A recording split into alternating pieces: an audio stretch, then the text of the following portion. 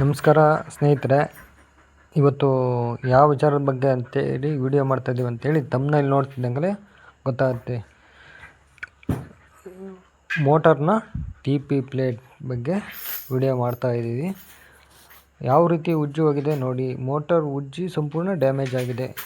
ಈ TP plate ಒಳಗಡೆ ಉಜ್ಜೋದಕ್ಕೆ main ಕಾರಣ ಅಂದರೆ ಒಳಗಡೆ ಶಿಲ್ಟು ಅಥವಾ ಮಣ್ಣು ಡಸ್ಟ್ ಒಳಗಡೆ ಹೋಗಿ ಉಜ್ಜಿ ಹೋಗೋದಕ್ಕೆ ಮೇನ್ ರೀಸನ್ನು. ಮೋಟರ್ ಸರಿಯಾದ ರೀತಿಯಲ್ಲಿ ಪ್ಯಾಕಿಂಗ್ ಮಾಡದೇ ಇರೋದು.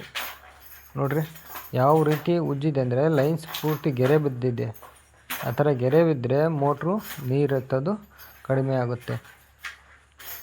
ನೋಡಿ ಇದರಲ್ಲಿ ಕೂಡ ಯಾವ ರೀತಿ ಗೆರೆ ಬಿದ್ದಿದೆ, ಮೇಲ್ಗಡೆ ಪೂರ್ತಿ ಕಿತ್ತೋಗ್ಬಿಟ್ಟಿದೆ.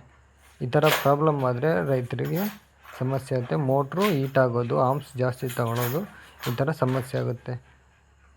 ರೈತರು ಯಾವತ್ತೇ ಆಗಲಿ ಮೋಟರ್ನ ಒಳಗಡೆ ನೀರು ಹಾಕ್ಬಿಟ್ಟು ಫುಲ್ ಪ್ಯಾಕಿಂಗ್ ನೀಟಾಗಿ ಮಾಡಿಬಿಟ್ಟು, ಮೋಟರ್ನಲ್ಲಿ TP ಪ್ಲೇಟ್ ಹೋಗಬಾರ್ದು ಅಂದರೆ ನೀಟಾಗಿ ಮೋಟರ್ ಪ್ಯಾಕಿಂಗ್ ಚೆನ್ನಾಗಿ ಮಾಡಬೇಕು. ಯಾವುದೇ ರೀತಿ ಶಿಲ್ಟು ಡಸ್ಟು ಒಳಗಡೆ ಹೋಗದೇ ಇರೋ ರೀತಿ ನಮ್ಮ ರೈತರು ಮೋಟರ್ನ ಪ್ಯಾಕಿಂಗ್ ಚೆನ್ನಾಗಿ ಮಾಡಿದ್ರು ಅಂದರೆ ಯಾವುದೇ ರೀತಿ TP ಪ್ಲೇಟ್ ಹೋಗೋ ಸಮಸ್ಯೆ ಬರೋದಿಲ್ಲ.